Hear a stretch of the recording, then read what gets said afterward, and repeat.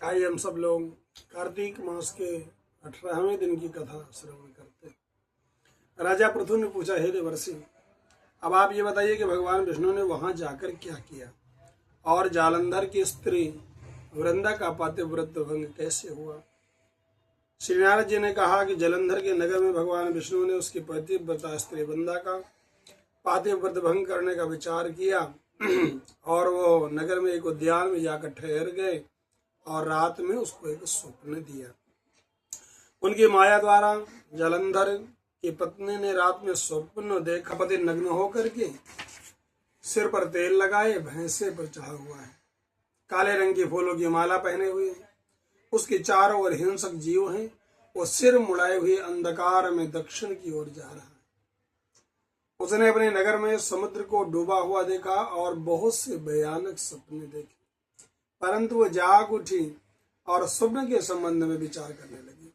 इतने में ही सूर्य को उदय हुए देखा तो सूर्य में एक छिद्र दिखाई दिया जो बिल्कुल सूर्य कांतिहीन था। उसे अपना अनिष्ट जाना और भयभीत होकर के रोने लगी। छज्जे पर गई, अटारी पर चढ़ी, भूमि पर उतरी, मगर उसको कहीं भी शांति नहीं मिली। फिर अपने सहेली को लेकर उपवन में गई, परंतु वहां भी उसको शांति नहीं मिली। जंगल में निकल गई, लेकिन उसको कहीं भी चैन नहीं मिल रहा था। वन में उसने सिंह के समान दो भयंकर राक्षसों को देखा, जिसे वह भयभीत होकर वहां से भागने लगी। उसी समय वहां अपने शिष्यों के सहित एक तपस्वी आ गए और वृंदा उनके चरणों में हाथ लगाकर अपनी रक्षा की याचना करने लगी। मुनि ने एक ही ओंकार से उन दोनों राक्षसों को वहां से भगा दिया। वृंदा को बड़ा आश्चर्य हुआ। वो भय से मुक्त हो मुनि को हाथ जोड़कर कहने लगी और उनसे कृतज्ञता का ज्ञापन किया। फिर उसने मुनि ने अपने युद्धरत पति के संबंध में कुशल क्षेम का प्रश्न किया। मुनि ने मौन हो आगे पीछे देखकर कुछ कहना चाहा। उसी समय दो बानर वहां हाथ जोड़ करके आ गए और वहां खड़े हो गए। जो ही मुनि ने इशारों से संकेत किया, उसी समय वो दोनों वहां से आकाश में उड़ गए। फिर जलंधर का सिर व धड़ लेकर मुनि के पास आए।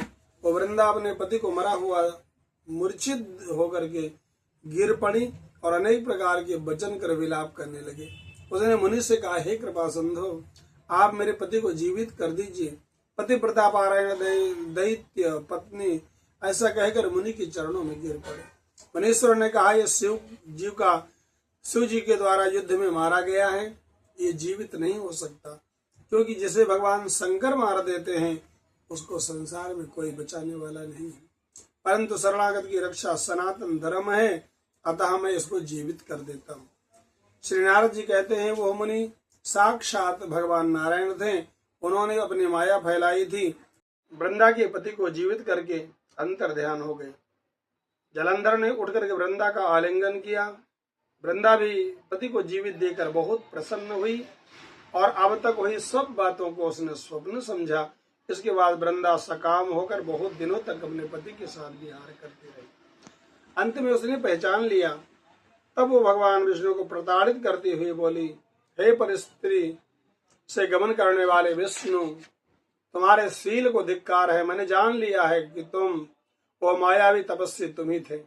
ऐसा कहकर क्रुद्ध हो पतिव्रता ने अपने तेज को प्रकट करते हुए श्राप दिया, जो तुमने अपनी माया से दो राक्षस मुझको दिखाए थे, वही दोनों राक्षस किसी समय तुम्हारी स्त्री का हरण करेंगे और उनके विरह में दुखी होकर तुम वानरों की सहायता से वन में भ्रमण करोगे और वह सर्वेश्वर जो तुम्हारा अभिशिष्य बना हुआ है वही तुम्हारा साथी रहेगा।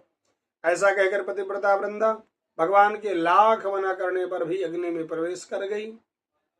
ब्रह्मादि देवता आकाश से उसका प्रवेश देखते रहे। वृंदा के शरीर का तेज श्री पार्वती के शरीर में चला गया। आकाश में जय जयकार होने लगी। पतिव्रता धर्म के प्रभाव से वृंदा ने मुक्ति प्राप्त की। जय श्री कृष्ण।